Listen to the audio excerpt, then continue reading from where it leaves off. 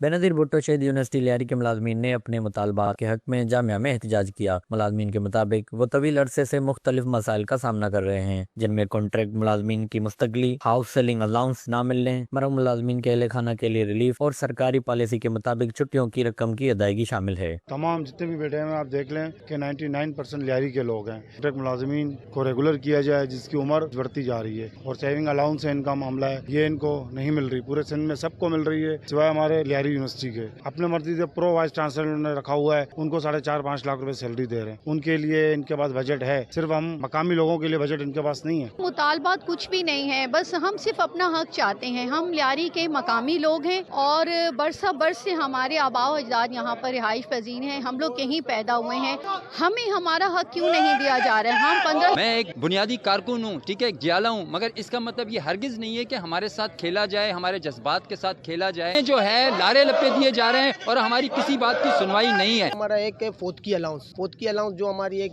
بیوہ عورت تھی اس کو جو ہے نا ڈیلی ویج میں رکھا ہے، جبکہ یہ پریکٹس پہلے بھی ہو چکا ہے یہاں پہ فوت کی کے جتنے ہمارے ملازمین فوت ہو چکے ہیں تو اس کے اہلیہ کو یہاں پہ ہم نے پرمٹ رکھا ہے، مگر یہ وائس چانسلر صاحب اس کو پرمٹ نہیں رکھ رہے۔ یہ 3-4 مطالبات کے لیے ہم لوگ یہاں پہ جمع ہیں۔ ملازمین کا کہنا ہے کہ کئی بار انتظامیہ کو درخواست دینے کے باوجود ان کے مسائل حل نہیں کیے گئے، جس کے باعث وہ احتجاج پر مجبور ہوئے۔ ان کا کہنا تھا کہ اگر مطالبات منظور نہیں کیے گئے تو ہر روز احتجاج کیا جائے گا۔ کیمرہ ٹیم کے ساتھ جواد علی، وش نیوز، کراچی۔